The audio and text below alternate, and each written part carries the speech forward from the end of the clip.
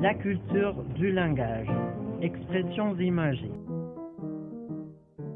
Bonjour chers étudiants, aujourd'hui nous allons aborder le thème des expressions du français.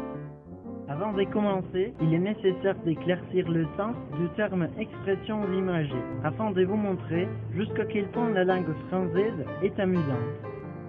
Donc Odilon, qu'est-ce qu'une expression idiomatique?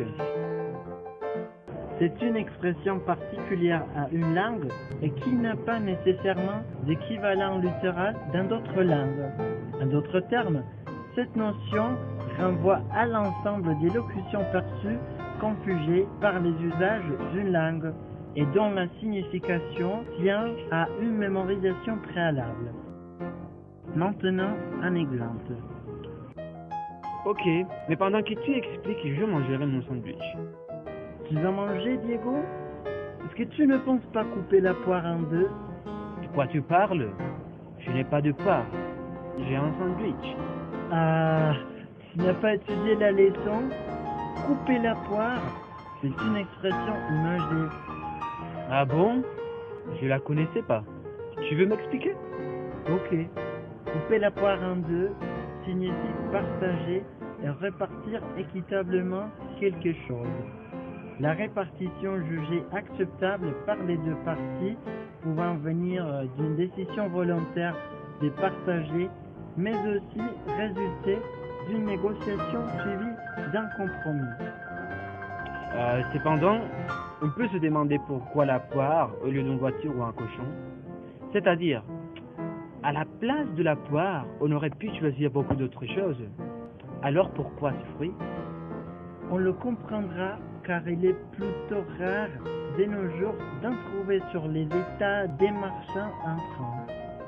Mais cette expression ne semble apparaître dans la littérature qu'après l'année 1882 qui a vu la publication par M. Félix Galipeau et Lucien Cressonneau d'une saïnette où discutent deux personnages et intitulée La poire en deux. Les deux personnages sont sur une scène se disputent le fait de pouvoir déclamer chacun leur texte qui est en vers. Après quelques échanges, l'un propose à l'autre de couper la poire en deux et de réciter chacun leur vers. Ils finiront par se séparer sans avoir dit leur texte. Est-ce que cette saïnette qui est à l'origine de l'expression ou plus probablement c'est l'expression apparue un peu avant qui a donné son titre à la saïnette? Nul ne semble le savoir. Actuellement, si vous dites à quelqu'un « coupons le kiwi en deux », il vous regardera d'un œil éberlué. Ah, tout est clair maintenant.